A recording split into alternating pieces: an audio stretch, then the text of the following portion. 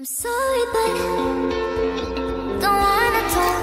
I need a moment. আজকে একটা information share করব। এই ফুলটা দেখে অবশ্যই সবার ভালো লাগতেছে, আমার ভালো লাগছে বিধায় এই তথ্যটা একটু শেয়ার করি। আমি গ্রামের ছেলে এবং এটাকে আমরা ভাটি গাছ নামে চিনি। দেখেন কত সুন্দর। তো রাস্তার দুধারে অনেক ভাটি গাছ ফুটে বা ভাটি গাছ জন্মে। এই ভাটি গাছের বিশেষত্ব আছে।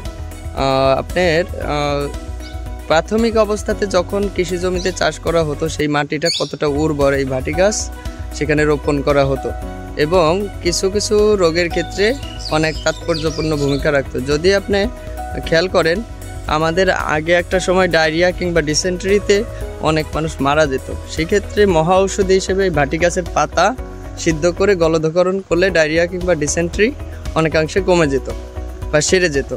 এবং আরও কিছু ইনফরমেশন হলো গুরুত্বপূর্ণ বিষয় সেটা হলো গরু বা গবাদি পশুর ক্ষেত্রে উকুননাশক হিসেবে এর পাতা বেটে গায়ে দিলে বা গরম পানিতে সিদ্ধ করে যদি আপনি দেন, তার গায়ে গোসল করাই দেন, তাহলে উকুননাশক হিসেবে কাজ করে এবং অনেক রোগবালাই থেকে মুক্তি পায়। আর আরেকটা গুরুত্বপূর্ণ তথ্য হলো যে কৃমিনাশক হিসেবে কাজ করে। এই পাতার রস, কচি পাতার রস যদি আপনি সকালে বাসি পেটে খান কৃমিনাশক হিসেবে কাজ করবে। গ্রামীণ ছেলেদের শৈশবে এই ভাটি পাতা চিনে না এমন কোনো ছেলে নাই, আসলেই অসাধারণ। আমার আসলেই অনেকদিন বাদে এই তথ্যটা শেয়ার করতে খুব ভালো লাগলো।